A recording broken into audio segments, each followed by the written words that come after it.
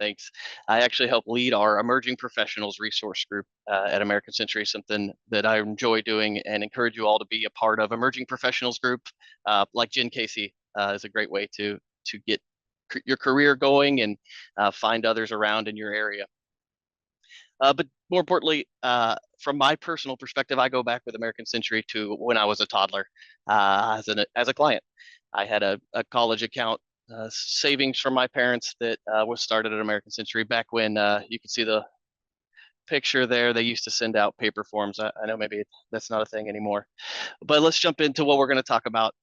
Want to, like I said, hit high level on goals-based savings and investing. A lot of you submitted some great questions beforehand, and I hope been able to wrap those into this presentation. But certainly, like Lauren said, there'll be time at the end for those as well. So we'll talk a little bit about that. Wanted to kind of hit on 401k basics, why it's important, and also, like I said, there's some important decisions that you have to make personally in those 401k investments, but I want to be able to kind of hit broad level what you all should be thinking about, talking about with your plan sponsors or investment advisors. And then we'll talk a little bit about the basics of target date investments and versus self-managing and kind of what that looks like. So let's dive in. Recent survey, 55% of Americans say they're behind on retirement savings. So it's very important to do that. And 4 in 10 want a kick in the pants or a strong nudge to save more. Savings very important. I think someone had submitted maybe they were wondering if they were saving too much. I don't think that's a thing, but we'll talk about that as it gets to goals.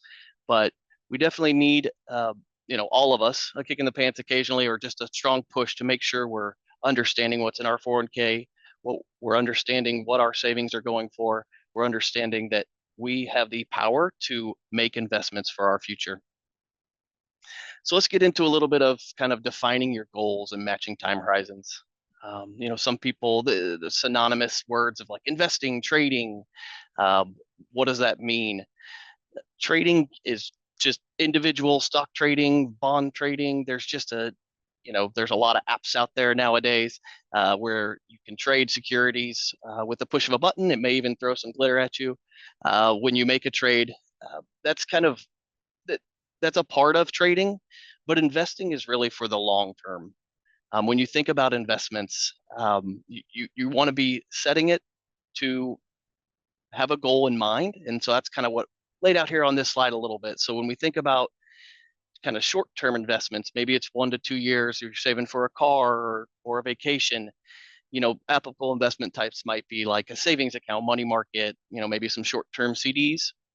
There's also short-term fixed income products that provide, a 2 to 3% yield on those short-term investments. The key here is that those investments often have principal protection, right? So you're not kind of going to go at the end of 2 years to buy that car and all of a sudden your principal's gone or down. So you want to be careful about that and making sure you're keeping it in, very short-term investments that have principal protection. Then kind of think about the medium term. Maybe you're saving for a house. Jake's going to talk about kind of the loans regarding house purchases or education. There are some ways to kind of scale up the medium term fixed income products. There's some medium term bond funds and things you can purchase. Maybe at the end of that 6 years, if you want to start trying to think about maybe some low volatility equity stocks, that's certainly a possibility. Just knowing that there is a risk, right? If there was a major recession or just a downturn in the market, that there could be some principal loss there. So it's important to think about that risk aversion as you think about that timeline. And then in the long term, so this is your retirement accounts, just long-term savings for the future out. This is where you can be maybe a little bit more aggressive in equity stocks or thinking about more high momentum stocks that maybe think about like the meme securities or things like that as they've gone around. But that's where, those securities can often have a lot of volatility, but over the long term, the market, it continues to compound investment return. And we'll talk about that a little bit. So it's important to think about as you think about investing and what that looks like, kind of thinking from a goals investment mindset. Somebody had kind of asked, how to kind of get started, or am I saving too much? Think about that from a standpoint of your goals and kind of bucket it that way. You may have some for longer term goals, for instance, your retirement accounts. You may have some for these shorter term goals, and it's important to know that not all investments are the same within those buckets. You shouldn't be in the same investment in that regards. So why is it important to save? As you can see, kind of starting early is the best.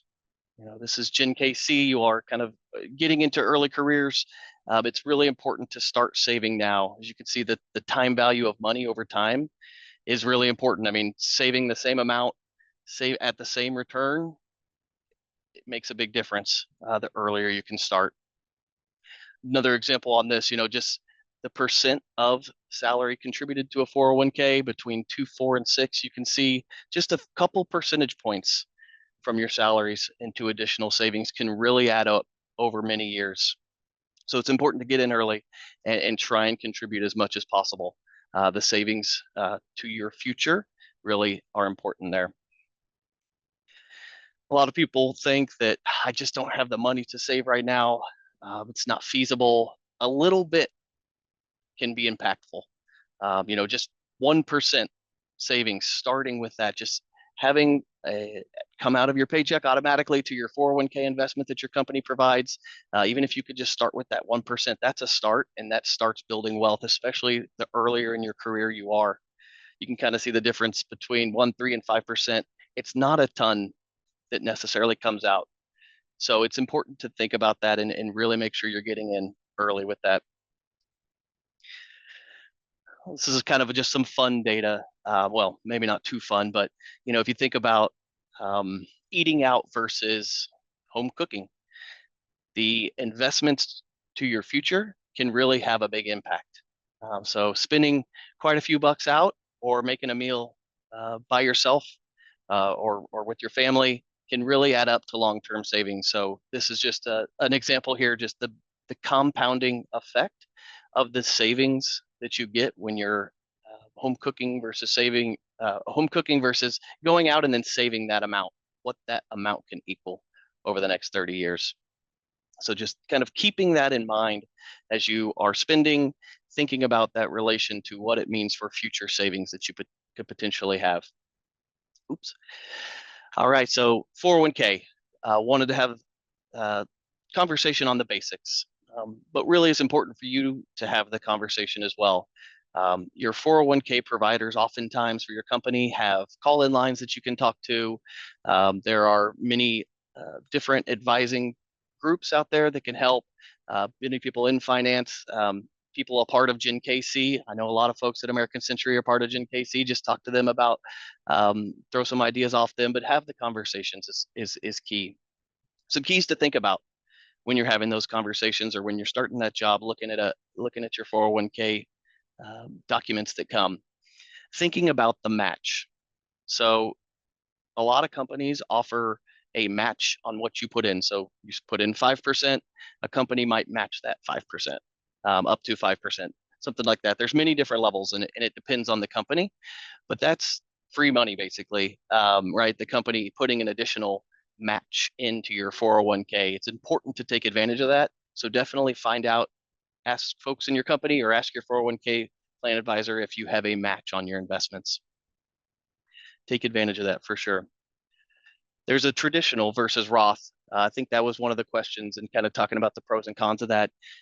So from a broad perspective, traditional is your before tax, meaning you don't get taxed on the money you put into a 401k if it's in a traditional investment.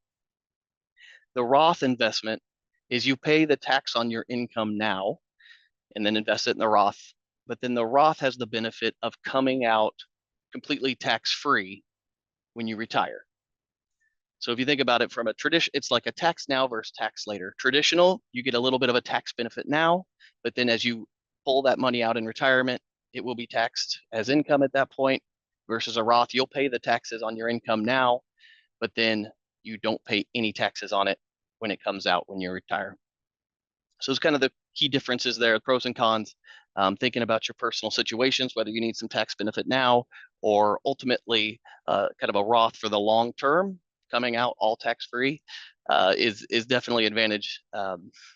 Any kind of government regulation pending for those of us that could still have 30, 40 years left of retirement. Hopefully nothing changes in that world. Rolling over previous 401ks. This is a lot of people as they kind of go from job to job. A lot of companies can auto default people into starting to save for a 401k, so they might not even know that they had a percentage coming out into a 401k. And so when they leave that company, they are just maybe not aware of it. It's important to think about if you did and research if you did have a 401k at your previous job. A lot of 401ks allow you to roll that money in to your current 401k. So kind of a aggregate there. You can combine them. There's also the possibility to roll it into just a traditional IRA with, any asset manager or investment platform. There's the ability you can roll 401ks into an IRA investment and manage it yourself there. But certainly talk to your current 401k about the potential to roll previous employers' 401ks in. It's important to think about just fees and guidance and maybe some fees that come along with those. So there's kind of a multitude of ways that you can see fees on the prospectus, asking your 401k provider, just looking at your investments. The regulations around them is very clear. They need to be front and center, and so you need to know what you're getting charged for fees and or guidance. Can be helpful though from a guidance perspective. A lot of 401k platforms offer some low minimum kind of guidance that they can provide, and oftentimes it's rolled into your company's investment that they have with that platform provider. So definitely find out if those are out there and see what they cost. Auto increases are very nice for a no thinking way to continue to grow your investments from a standpoint of many 401ks offer, annually they may up your 401k contribution by 1%. If we go back to that other slide, you remember that 1% may not be that much from your salary. And oftentimes that can come from a time period when you're getting a raise, hopefully, and you might not notice that difference, but you've started contributing additional 1% to your 401k and maybe not notice the difference in your paycheck. So think about auto increases if you'd like to have one on your 401k. Oftentimes they're default, and then you can, check to not do it as well, but certainly something to keep an eye on. In regular check-ins, this is important for, from an investing standpoint, going back to the difference between like day trading and investing, you don't necessarily want to be checking it daily. You can obsess over it maybe or something like that. It's important though to check in occasionally just to make sure that it's your investments are where they need to be, that you feel like you're on track. A lot of 401k platforms have calculators and things you can run to see how you're doing. I know certain ones have peer comparisons, so you can kind of see like, hey, maybe I'm under investing versus the peers in my age group and salary group. So it's good to just kind of do pulse checks occasionally to make sure you are where you need to be for your retirement. And then we'll talk about target date versus build your own here as we go to the next section. So thinking about your investment suitability. What is the right investment I need to have in my 401k? I enjoy the research of looking at different mutual funds or ETFs and investments and diving in and kind of making my own way. That may be one way. There's another way that most companies offer is a target date solution. Target date solutions are kind of a set it and forget it. I'll talk about that a little bit, but it's important to kind of think about what you would like to do as far as your investments. This is just kind of a general image. It's kind of a fun quilt slide, we like to call it. I mean, the asset classes of the investment market can vary wildly depending on the year. So some asset class like large cap growth that's done really well the last couple of years, it may be last from an investment class, in another year. So this is just kind of an interesting way to see. Yes, your certain asset classes can be really high and really good if you're looking at previous returns, but they can also go down as well or be underperforming compared to other asset classes in the future. So when you think about a target date and what that is, a target date really is just you pick the date that you're most likely to retire. It doesn't have to be the exact science. It's a general date, because with that date, what that target date does is it begins to wind down your equity exposure as you get closer to that retirement date. So there's a few different providers, a few different ways that this glide slope that you see on your slide here can be, from steep in equities early versus higher equities in the end, to make sure you're managing through retirement as well. So this is just a way target dates are used to kind of be a hands off, so to speak. Still important to check in your 401k, but a target date solution can kind of be a way that it's, as we talked about with goals and time horizons, as you get closer to that retirement date, it's generally getting less aggressive as you get closer to that date. So kind of wrap up the presentation here, and happy to take any more questions as well, but it's important to stick with it. Stick with your investments. There have been times of volatility. I was in college in 2008 and doing some trading stuff, and that was not a fun time.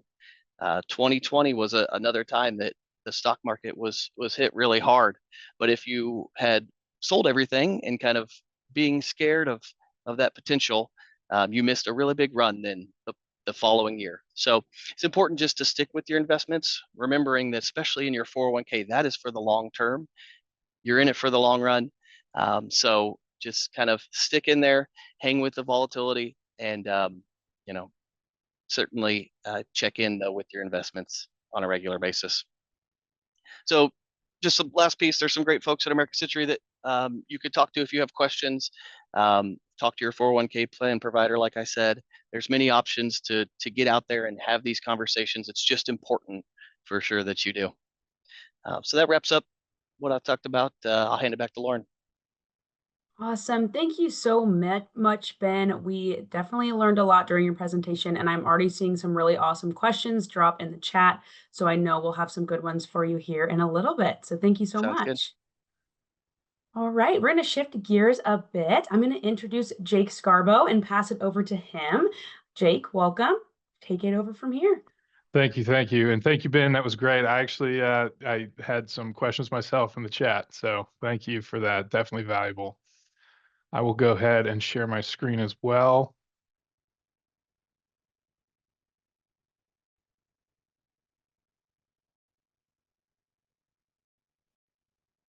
Yeah. You guys tracking? First of all, thank you for having me. My name is Jake. Oh, sorry, not quite. Is it just me? And how about now? I think it's coming up. There we go. Perfect. Thanks, Jake. Excellent. Thank you, guys. So my name is Jake. Last name is Scarbo. Very nice to meet you guys. Thanks for having me. We'll kind of start off just telling you a little bit about my personal background. So I grew up here in the Kansas City area, grew up in Blue Springs, graduated, went up to Northwest Missouri State. I did go up for football. I have a two-time Division II football championship. So that's kind of my claim to fame. That was 2009 and 13. Graduated, ended up landing in Lee Summit. I am a husband and now father of two. I have a 4-year-old and a 1-year-old. So certainly in the thick of it right now. We are huge Chiefs fans. We have season tickets out there. We host a tailgate actually every time at Arrowhead. We call it, we've randomly branded it Tailgate for the Cure. We actually raise a lot of funds throughout the year at the tailgate, ultimately donating to St. Jude's and Hope Kids, which is another charity here in Kansas City. I am also a board member out at Whiteman Air Force Base. I built a large part of my career around serving those who have served our country. So a little bit of the professional background. Professionally, when I got out of college, I had a tough time finding a job. For whatever reason, I was applying, interviewing, not really getting anywhere. So I actually landed with a temp agency. This temp agency was like, hey, we're going to send you over to this bank for 90 days. Let us know how you like it. And that was nearly 10 years ago. So I started as a mortgage loan processing assistant on kind of that 90-day contract. After that was up, they did hire me full-time to be a mortgage loan processor. Did that for a couple of years, and then I had the opportunity to be an operations manager after that. Did that for almost 3 years or so before I kind of found myself in a position professionally where I wanted to work with people one-on-one and do the loan consultant stuff. I love working with people, love talking, love being a part of this type of transaction. You'll see a little bit later, probably just through the presentation, but I absolutely love what I do for a living. If I can help someone buy their first home or their dream home, refinancing is a whole nother piece to this. We do a lot of debt consolidation stuff that really just impacts people's lives financially. I absolutely love this stuff. So I did the loan consultant stuff for about 3 years and then was afforded the opportunity to lead the mortgage division and took a VP role. Now, this was when rates were starting to actually skyrocket and go through the roof. A lot of banks were in a kind of a hot spot. Rates were going up very, very aggressively. Ultimately, that previous employer of mine ended up shutting down the entire division. So that put me in a spot where, I kind of went back to what I love, and that's working with people one-on-one. Again, here we are now. That is September 2023 through current. I'm now at Academy Bank. So enough about me. Here's what we're going to talk about today. So I'm going to bring you through kind of a discussion about equity. So equity is a term, we'll define it for you, but it is the number one reason, at least financially and from a wealth perspective, that people purchase homes. We'll talk about the barrier of entry to home ownership. There is a fact versus fiction slide in here that is probably the most frequently asked question type stuff. There's a lot of misinformation out there, so we're going to clean up a couple of those thoughts. I'll bring you through some loan products as well, some minimum down payment requirements, some minimum credit score requirements as well. There's some free credit score resources I'll share with you guys. We'll go through like a high level of the home buying process. And then my favorite part of this is actually very last. I will show you just exactly how to choose the right mortgage for yourself. So equity to kick us off. So equity, if you don't already know what that is, equity is the difference between how much your house is worth, the asset, how much your house is worth, and how much you still owe on the mortgage. When is the best time to buy? The best time to buy is always now. You may think I'm crazy, but the truth is that there's two main reasons why the best time to purchase a home is now, and that's equity. And the reason is because of value appreciation out here in the market. Home values are going up and up and up very, very aggressively, and they have historically, year over year over year. Right now, especially with the lack of inventory, the home values are appreciating in value very aggressively right now. And then, of course, simultaneously, as you have a mortgage, you're making payments every single month. And so the balance of the mortgage is going down simultaneously with the value of your property going up, ultimately helping you build that equity and contributing to your net worth. Here's a very compelling graphic. I pulled this from the Federal Reserve's website.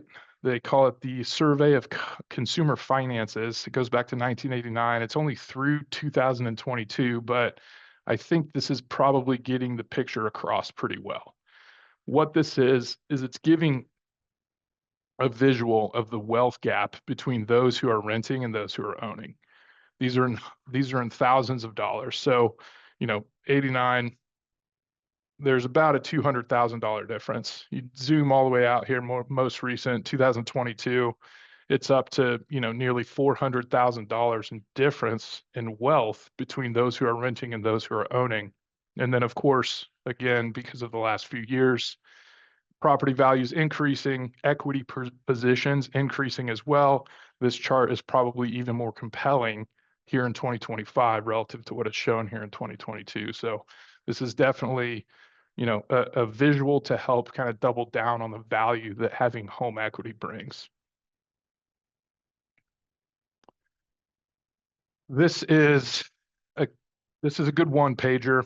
I printed this off. This is real-time data. There's a lot going on here, but I'll talk you through the main reason that I included this on the slide. So first and foremost, all of this information ties back to three sources. This is the Mortgage Bankers Association, or the MBA, the National Association of Realtors, or the NAR, and then Case Shiller, which is really, that's just another data source that we in the industry use. So the reason that I like this, and there's some good information about median household income. This is all relative to Kansas City, Missouri specifically.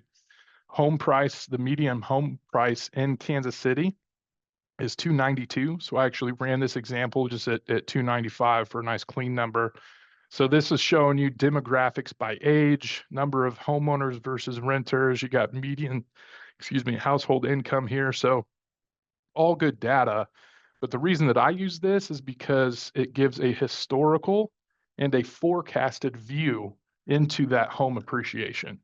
And again, that home appreciation, that's just the natural value that these properties are increasing. So over the last 5 years, very, very crazy stat, but homes have been appreciating annually on average per year at an 8% clip. Now, things have calmed down a little bit. The forecasted appreciation is a little bit less than that, but it's still at 3.01% on average per year.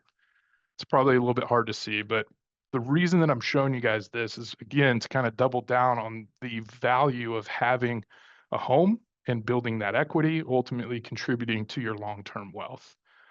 Here's why it matters. This little example down here at the bottom, if you start with a home value of $295,000, if that value is $295 today, then in 12 months, it's going to increase in value by 3.01%, making your home value next year 303 and change, almost 304. That is a $9,000 increase in your property's value over the course of just 12 months. Remember, simultaneously, you're making payments on your mortgage every single month, and so the value is going down. The value of your mortgage balance, is going down, while the property value itself is going up. Sorry, this is stuff that I love. I get nerded out with some of this. Hopefully you guys find that compelling. So here's some barrier of entry. I took a fact versus fiction type of thought process as I put this one together. I do still hear today very frequently that I need 20% to put down in order to buy a home. The fact is that that's not true. There are all kinds of loan programs. I'm going to show you several of them here in just a minute. You don't need 20% to put down. The other thing that I hear all the time is that, well, I know that I don't need 20%, but I really need 20% actually because mortgage insurance is so bad. That is also false. That is fiction. Mortgage insurance is not bad. Mortgage insurance is a tool that will help you get into home ownership earlier than you otherwise would if you sit around and collect that 20% just to dodge mortgage insurance. The other one here, my credit score is 580, so there's no way I would qualify. That is also fiction. We have loan options that go down all the way to 580. I have too much student loans. There's no way I would qualify. I owe way too much to the Department of Education. Also false. There are calculations in mortgage world that we use for, each respective loan product has their own kind of guidance on student loans, all of which boil down to a monthly payment that is typically advantageous to mortgage applicants in an effort to not exclude them from home ownership just because they have this student loan balance. The next one is, once I save for a down payment, I can buy a house. That is also false. And the reason is, and the number one sticker shock when I talk to first-time home buyers is the fact that closing costs go on top of your down payment. So not only do you have to come up with your down payment, depending on which loan you do, but there are also closing costs on top of that. We'll talk about that in just a minute. Now, the one fact here, it does take courage, guys, to open just a line of communication with a mortgage professional. It's scary, it's finances, you may not know really anything, but that's exactly what we're here for. It takes courage to kind of open that line of communication to really just kind of see where things stand, and that's always the first step. So let's talk about breaking down the barrier of entry. So when I was talking about having to come up with down payment and closing costs, that's pretty daunting. But it's not necessarily, a daunting task. So first and foremost, there are 0% down payment loan options available. Again, I'll show you a couple of those here in just a minute. And then as far as taking care of closing costs, there are also other levers that we can pull that will help cover those closing costs for you. One example would be seller concessions, is what we call. So if you go in and you make an offer on a home, it's a negotiation, right? And so one thing that we can do is we can ask the seller to cover your closing costs for you. Now, you don't have to worry about those closing costs. So the idea of concessions is a very, very common and good tool to use to keep that out-of-pocket expense at the closing table at a minimum. A realtor can also contribute concessions that can cover your closing costs, and even a lender can contribute concessions that would cover your closing costs. Other common tools would be a gift from a family member. You do see that quite a bit. And then other like payment related strategies that are becoming more popular just because of the barrier of entry and rates and prices and stuff is what we call house hacking. So imagine if you went and bought a 2-unit property, you lived in one, rented out the other side, and used that money from the rent to actually help contribute to the mortgage every single month. It's called house hacking. And then there's also what's called a 2-1 buy down. Basically, you go and you negotiate the seller of the property to basically pay for the mortgage interest for 2 years up front for you. So if a interest rate today was 6.5, we would go and negotiate that the seller would pay the mortgage interest for you for the first 2 years, which means you would have a 4.5% interest rate year one, a 5.5% interest rate year two, and then on year three, you're up to your actual interest rate at 6.5% and through the rest of the loan term. And that's all without the thought of being able to refinance in those first 2 years. So while the barrier of entry may seem high, there are certain things that we can do to make it more comfortable, especially from a down payment and closing cost standpoint. Loan products. There are yellow and blue highlights here. On the left, we have some pretty common home loan products that really everyone is going to have. And then we have on the right some specialty loan products that apply to Academy Bank. What I've done here is I've taken an approach to help you guys see just visually what these down payment requirements are going to look like. A lot of people hear first-time home buyer program. A lot of people hear, hey, I'm a first-time buyer. What does that do for me? The answer is typically within the down payment. So conventional first-time home buyers can put as little as 3% down. It does have a 620 minimum on the credit score. FHA, it's a government-backed loan. Also very common for first-time buyers, as little as 3.5% down. VA, this is for the folks that have served our country, military veterans, no down payment required on a VA loan, and they can go down as low as 580 on the credit score. USDA, also 0% down, 620 minimum credit score. USDA is going to be more geographically dependent. USDA is going to be in more of like the rural areas. MHDC is another one. This is a Missouri Housing Development Commission loan that basically provides a grant to help you cover the down payment. So effectively 0% down. That one has a 640 minimum credit score. And then some products that apply to Academy Bank is we do have a first responders loan here. So if you guys know any potential home buyers that are first responders, I'm talking law enforcement, firefighters, EMTs, nurses apply to this. We have a first responder loan here that can help people purchase a home with 0% down. That one has a 680 minimum credit score. A Premier Choice loan that we have as little as 0% down as well. Those in the audience may be familiar with what's called a doctor's loan, but basically this is geared towards a slew of different occupations, from doctors to attorneys to partner level CPAs to dentists. There's a slew of occupations that would apply that this Premier Choice is designed to help. As little as 0% down. This one is a 720 minimum credit score. Hero loan, nurses, educators. This one is 0% down, 580. I'm rolling through a lot of this stuff and really just trying to get across to you guys that the barrier of entry may not be as crazy as you think. It certainly, as you can see, 20% down is not required unless you're buying a second home here. That's a 720 minimum credit score. But my goal here with the loan product slide is to just explain and visually show you guys that a lot of different options are out here that don't require so much out of pocket. And if you recall, there are ways with these concessions or gift from a family member, whatever, that we can use to cover the closing costs to keep that out-of-pocket expense as low as possible. What is your credit score? So on the left-hand side here, free credit report resources. So I would encourage everyone, if you haven't already, just go check out what your credit score may look like. There are all kinds of resources out there. All the three big bureaus can give you a free credit report straight up for free once a year. Credit Karma, you can download the app, plug in your social. That's going to keep you apprised, and really, it's got some good education stuff out there. And then if you have any credit cards, a lot of credit cards these days have those extra tools like credit monitoring and things of that nature, giving you a little bit of an idea of where your score may be. I will say, from a mortgage professional standpoint, these resources that I have here, they're really only directionally accurate in nature. So a mortgage credit report is going to be on a different scoring model, is what it's called.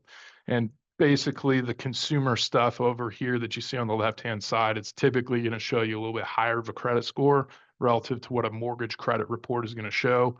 And that's just based on the scoring model that we use in the industry. So if you want an actual credit report from a mortgage standpoint, feel free to contact me afterwards. We can discuss whether or not that makes sense. The other message that I have with this slide here is to, you know, if you want to be a homeowner, and this is a goal of yours, at some point you have to figure out where things stand today. Go look at your credit. Where's the score? Does anything need to happen? Are there maybe inaccuracies out there? Is that, water bill for $50 that's sitting out there whenever you moved out of the last apartment out there showing as a collection because you never got the bill and they sent it to collections, and now there's some $50 fee out there that's holding your credit score down? Figure out where things stand today. Does anything need to be cleaned up? And then ultimately we can put together what I call a mortgage action plan. Is your credit score great and we're good and we can start planning for the future now? Does your credit score need a little bit of work? Do we need to go and potentially pay something off? Do we need to, what levers do we need to pull to put you in a position to be able to buy a house? And then of course, step 3 is execute. So here's the process. I'll try to keep this one as high level as I can. We've got a little bit of a graphic over here, but I'll focus on the left-hand side. I always encourage people to dive into your financials first. So the first thing that we'll do is a discovery call. We'll get to know each other. Tell me about you. Tell me about your family, your job. Like what do you want? What are your goals? What's your timeline look like? This discovery call is very important just so a professional can understand what it is you're looking for, where are things at today, and where do you want to be in the future. Those discovery calls are great. And then from there, we would review options, lifetime. No credit report is needed for this, but we can pull, at any moment, what is a rate? What's a payment going to look like? How much do we anticipate, the cost out of pocket? So we would go through not only getting to know each other, but we would look at some options and say, hey, based on what we talked about, you're probably in this range, kind of shooting from the hip here a little bit, but this is what a payment would look like at this level. Here's what the out-of-pocket cost would look like at this level. Eventually, if you like those numbers, you think you can handle it, you kind of chew on that for a little bit, that's where we would apply. Identify where things stand, right, that I was talking about. What does the credit score actually look like? Does anything need work? Eventually, we're talking about getting you that pre-approval, figuring out what loan program might be best for you, what payment looks the best for you, what out-of-pocket option looks the best for you. We're gathering documents, and then ultimately we're presenting you with that pre-approval letter that you need to make an offer on a home. One thing that we do here at Academy Bank is after we gather all your documents, we actually send you through an underwriting process up front without a house. So we're doing a lot of the mortgage process work while you're shopping. That way, when you kind of find the one, if you will, a lot of the mortgage process is actually taken care of up front, 80%, I would say. That way, when you find the one, you can focus on some of the other things that matter, like maybe packing up your current place, maybe selling your current place. Upfront underwriting is one major key to success out there in the market today. Once you have your financials figured out, go engage with a real estate expert. I know plenty here in the Kansas City area if you ever need a referral. And then you get to shopping. This is the fun part, because once you engage with the agent, you kind of give the realtor your filters, if you will. I want to be in this area, maybe this school district. I want 3 beds, 2 baths. You would give the real estate agent, an idea of what you're looking for, and then they can get you plugged into what's called the MLS, which is basically just auto generated emails to you with the listings as soon as they hit the market. So now you're shopping. You're out on a Saturday, maybe going to visit 2, 3 homes, and then you find the one. This one checks a lot of the boxes, hopefully all of the boxes. At that point, you're making an offer.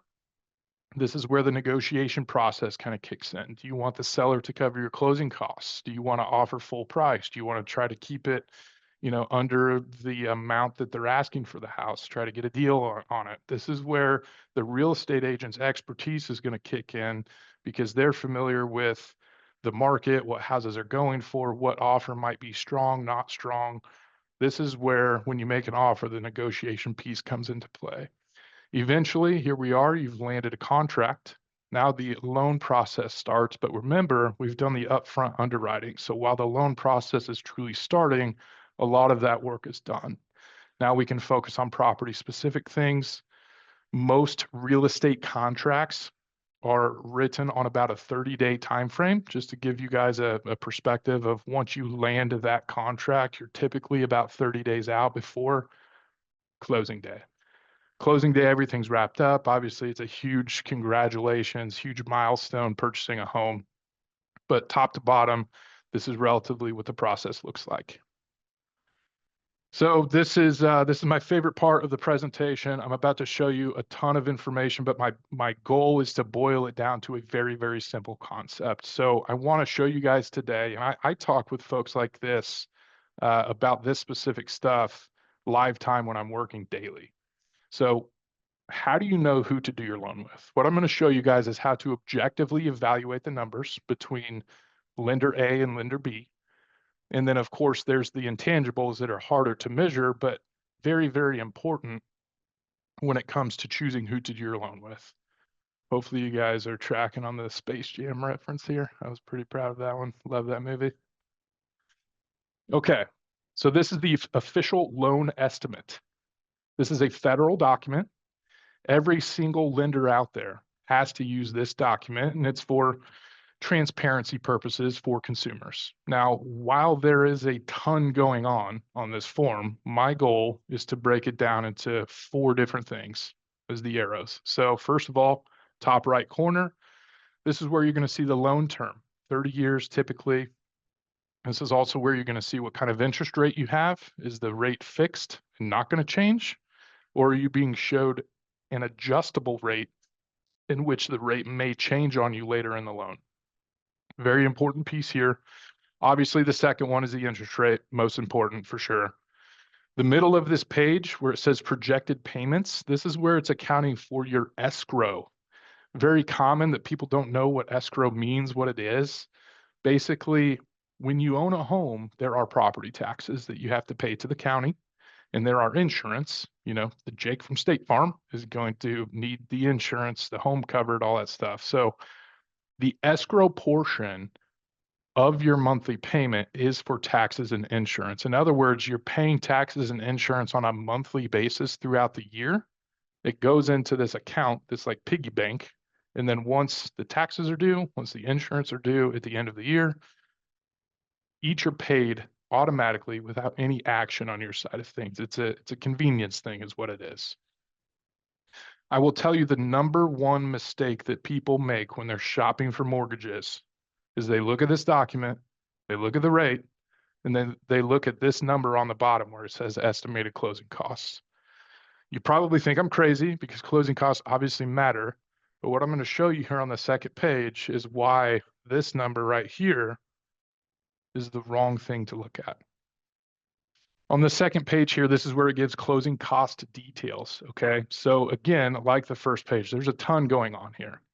The idea that I'm trying to express to you guys today is that when you're shopping for a loan and to truly identify from a number standpoint, very objectively, who to do your loan with, there's really only three things that you need to look at. As you can see, everything is boxed off by letter, A, B, and C on the left, E through J on the right. The number one most important consideration next to the interest rate is loan estimate, page 2, box A. Right here, this is where the cost for the rate on the first page goes. What is the lender charging me for the interest rate on the first page? In this example, there's a 1802 charge. The second one, box B, also controlled by the lender. These are basically fixed costs that the lender has to have in order to do a mortgage. And then the final thing here is lender credits. We talked about this earlier. This is a tool that we can use to cover some of your closing costs for you. Are there any credits from the lender covering some of your closing costs? Now, the point of all of this, diving into the weeds with this disclosure and all this stuff, is this. If you focus on what the lender controls, that's the interest rate and their relative costs, you can exclude from consideration all of the other closing costs. Box C doesn't matter. Box E, F, G, H doesn't matter. And I say doesn't matter lightly, but what I really mean is these are controlled by third parties. So no matter who does your mortgage, whether it's me, the credit union down the corner, your institution that you've been banking with your whole life, these other areas, these third party costs will be the same no matter who does your mortgage. So as you're sitting out here and you're talking with lender A and lender B, now you have the secret sauce to focus in on the interest rate, what the lender is charging you, and then of course the intangibles, right? What kind of expertise is this person bringing to the table? Are they educating you on all the options, or are they pigeonholing you into, one particular loan? Are they available on the weekends? Do they make you feel comfortable? Are they transparent in explaining some of these things to you? Once you evaluate from a number standpoint, then you can layer over some of those intangibles. And if you follow that recipe, that secret sauce, you're going to make the best decision for your family every time.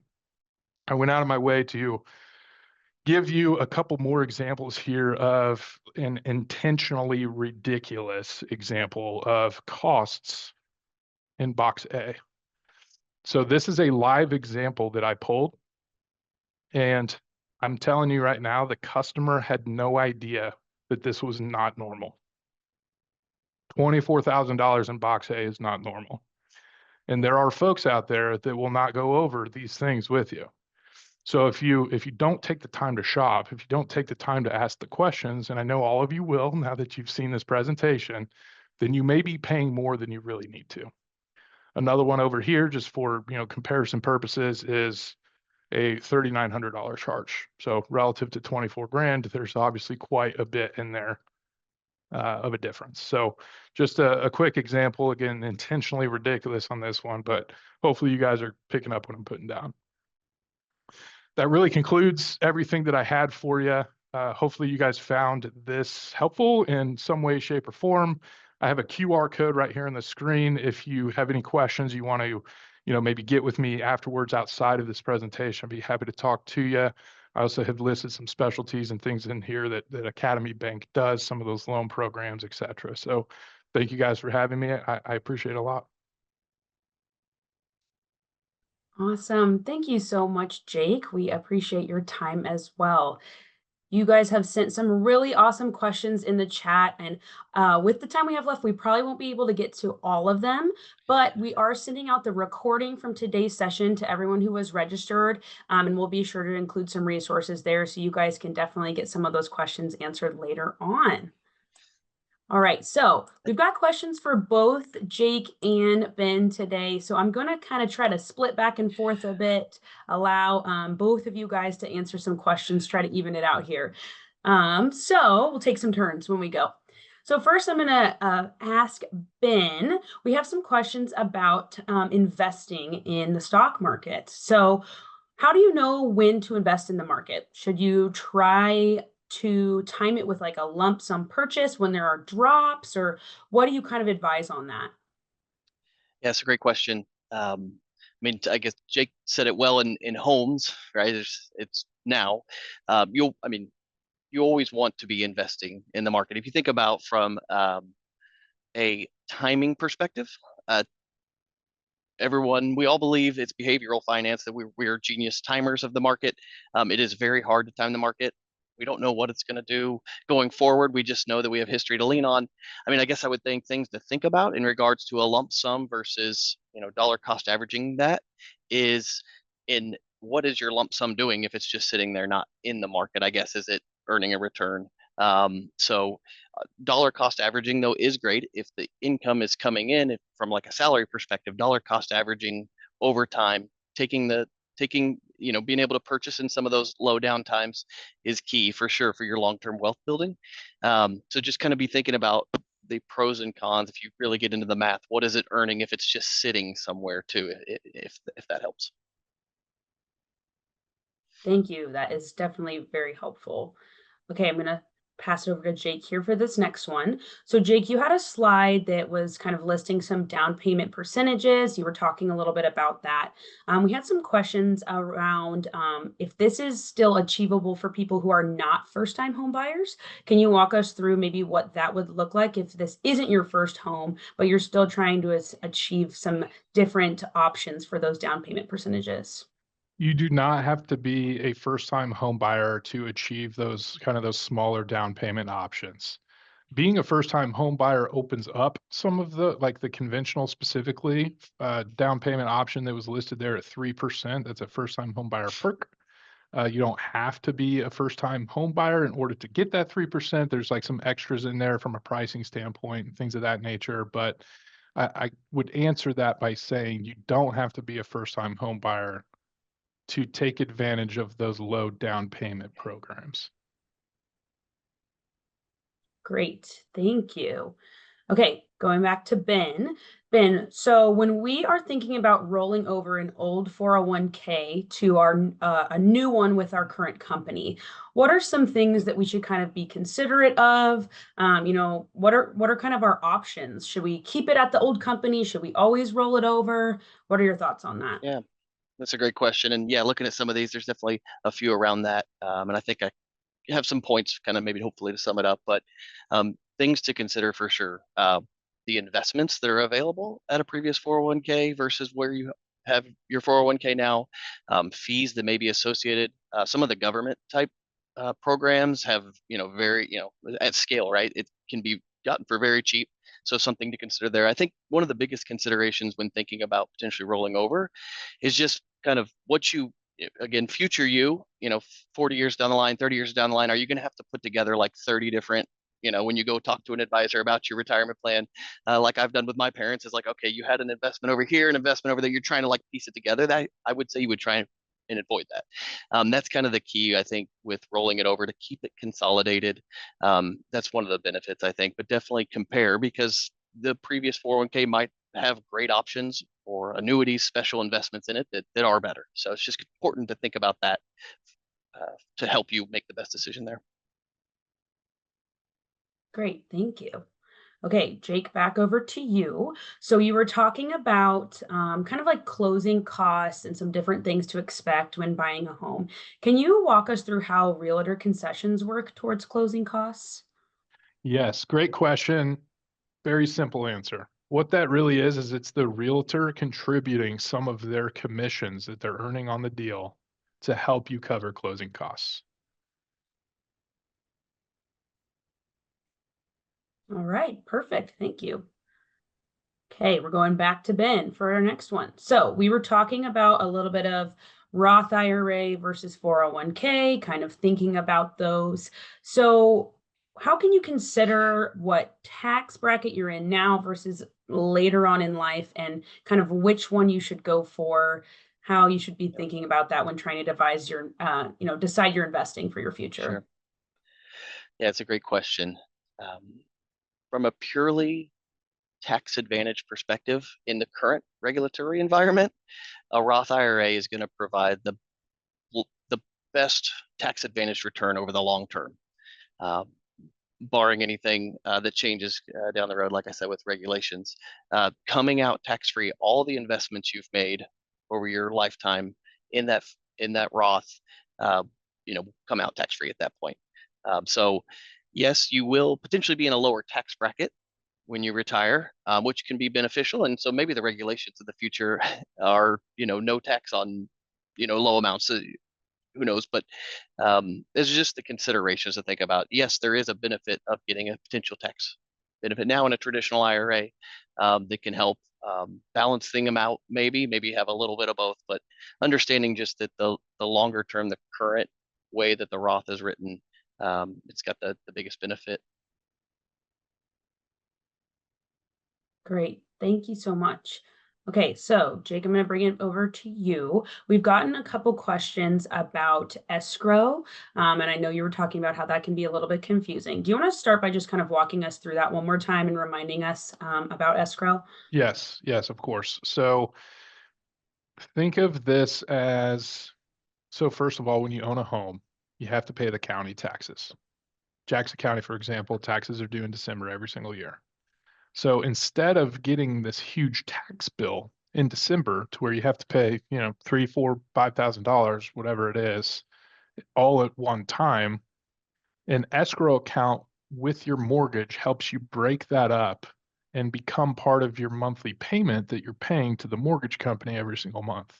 So what happens is, as you make a mortgage payment in January, February, March, and so on throughout the year, the portion of your mortgage payment that is for taxes is going into what's called an escrow account. It just sits in this account all year. Every single time you're putting money in the bucket, money in the bucket. And then at the end of the year, that bucket is full enough to be able to pay Jackson County when this property tax bill comes due, because you've paid it every single month throughout the year. And again, that is handled for you automatically. Like even if you receive a tax bill from the county, you have no action because it's the mortgage company's responsibility to disperse those funds to Jackson County automatically prior, of course, to the due date. Same thing works with insurance. Awesome. So kind of getting into that escrow account, being able to pay that on a monthly basis will really help eliminate having that large payment at the end.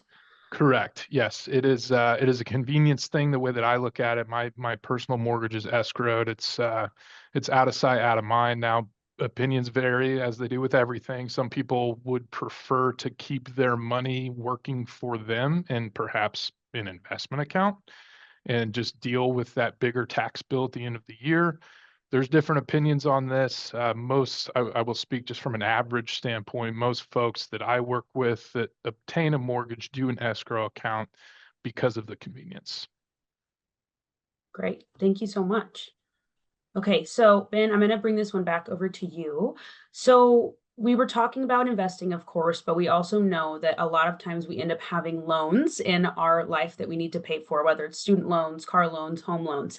So how can we kind of balance paying off some of those loans, but also making sure that we have money saved so we can put it in investment accounts?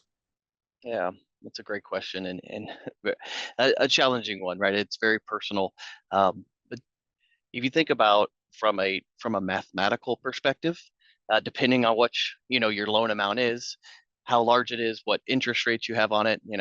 Jake and I were talking earlier about the mortgage rates used to be 2.5%, right? There's just a lot of variables in that. Um, but if you think of, I'll give you a way to maybe think about it. So if you didn't have any loans or any investments, would you take out a $50,000 loan at 8% to go do investments? That's just something to think about kind of from that perspective, and that can help maybe guide your balancing. I mean, certainly if you can get 1% or any type of, I had that slide showing it, just a little bit into a 401k can be beneficial in the long run if you can just even start small if you have a lot of loans to pay off. But thinking about it from that perspective of would I take a loan to invest, it kind of changes the way maybe that you would go about conquering that. Great, thank you. I know we've got a couple questions about that, so I think that was really helpful. Okay, so Jake, I'm going to come back to you. You were talking about a lot of different kind of technical terms, throwing some things around. We had a question about what LLPA is. Do you think you could My introduce that mortgage to us? jargon confused someone. Yeah, so I believe that was the second home slide where it said interest rates on second homes were awesome. So at a high level, an LLPA is in mortgage world, it means a loan level price adjuster. So the people that govern mortgages, the Fannie Mae and Freddie Mac, the agencies that govern what we do from an occupancy standpoint. So if you're going to buy your first house, it's your primary residence, right? If you think you're buying this vacation home at the Ozarks, that is a secondary home. If you buy in a property to put a tenant in there and rent it out, that's an investment property. So as you look at the difference in occupancy from primary to second home, like vacation second home, and an investment property, those are all different occupancy designations. And so what these government agencies make us do as you jump from one to the other is that they become more expensive.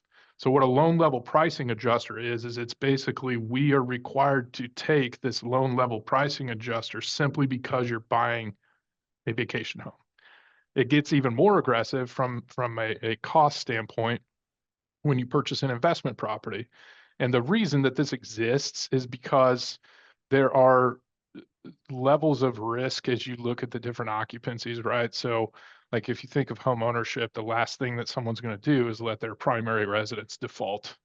But if you're about to default and financials are all jacked up or whatever, like you're bound to let that investment property go first. So from a government standpoint, that's why this is intact. Now, Academy Bank being a bank, we lend our own money here. We have a little bit of discretion as to whether or not we apply those LLPAs or those loan level pricing adjusters. And we have created a loan product here specific to second or vacation homes that do not get hit with the LLPA. So a very long-winded response, hopefully bringing some clarity.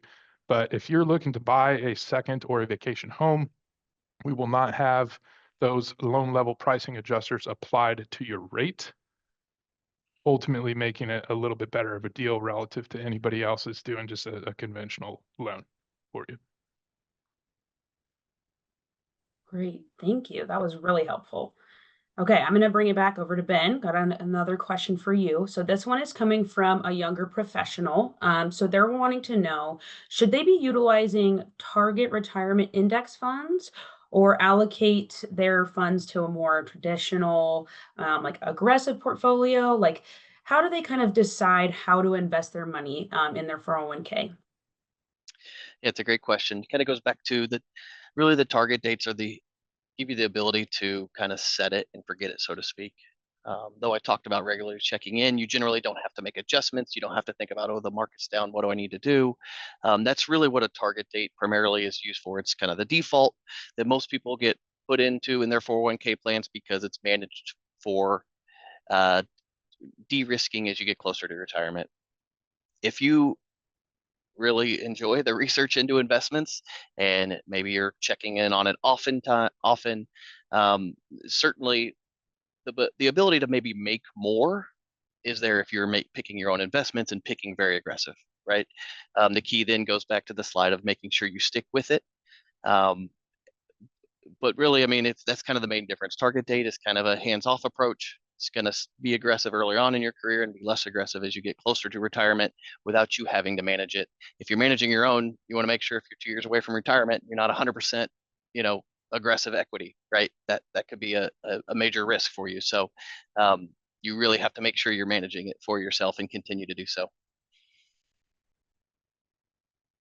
Thank you. And I'm going to stay with you for this next one. It's kind of along those lines as well. But how do you really decide what companies or company that you should invest with? Like, what's the best way to start going about that research? It's a great question. Um, there are a lot of industry kind of um, journals and just general investing websites out there that kind of can do comparisons across the multitude of investment companies out there. Uh, Maybe looking at it from a perspective of some of the largest investment companies Are they there for you, or is it just an online or phone call investment firm, or is it somebody you could walk into the office to, and talk to somebody if you just have a question, or want to make an investment? So kind of comparing those, definitely do research on local investment shops if that's something you're interested in. There are also advisors, right? So there's numerous advisors that you can go and have a personal investment relationship with as well. That's generally local or also nationwide as well. Great, thank you. Okay, Jake, I'm going to pass it back over to you for these next two questions. So we had some questions from the group about those job-specific loans that you were mentioning. So some for first responders, others. If you are retired or no longer serving that position, are you still eligible for those types of loans, or how does that kind of work? That is a great question. The answer is no, unfortunately, but obviously, thank you for your service as a nurse.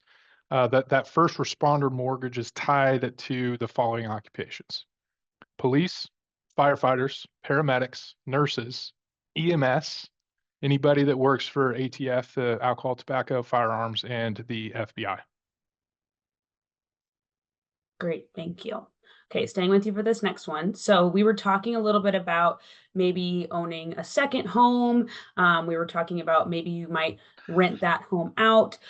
Do we need to disclose if we're renting your primary home, if you want to convert it to an investment property, or kind of what do we need to do to make sure that we're checking the boxes if we're, switching over to maybe having that be a rental home for someone? A lot of people keep that first home that they buy as a rental. Me and Ben were chatting before the event started, and especially those that were fortunate enough to purchase when these rates were super low. It's really hard to let go of that asset if it's financed at a 2 and 3% interest rate. So as you look to maybe level up, get a bigger space, family's growing, whatever, you're looking to buy that next home. There's no like relative disclosure that you have to sign or anything like that. It's just more of your mortgage professional understanding what the plan is. Like, if you have this other house, what are you doing with it? Are you going to sell it and make some money? Are you going to keep it and like get it rented out? Like, we have to account for it in the mortgage process. But that's really the only like box that you have to check in terms of that. Hopefully that hopefully that answers the question. Yes, that was helpful. Thank you. I know we had a few that were asking that in the chat, so thank you so much. Okay, Ben, I'm going to pass it back to you. We're going to talk about investing a little bit. I know we had a few questions around investing both for maybe a college fund of some sort, but we also had some questions about investing for your children. So could you walk us through maybe just a few steps or tips you might have for both of those scenarios? Yeah, so they're good questions for sure. Uh, the kind of the big player in the investing for college for your kids is the 529. Just from a regulation perspective, it's nationwide. States obviously participate in it.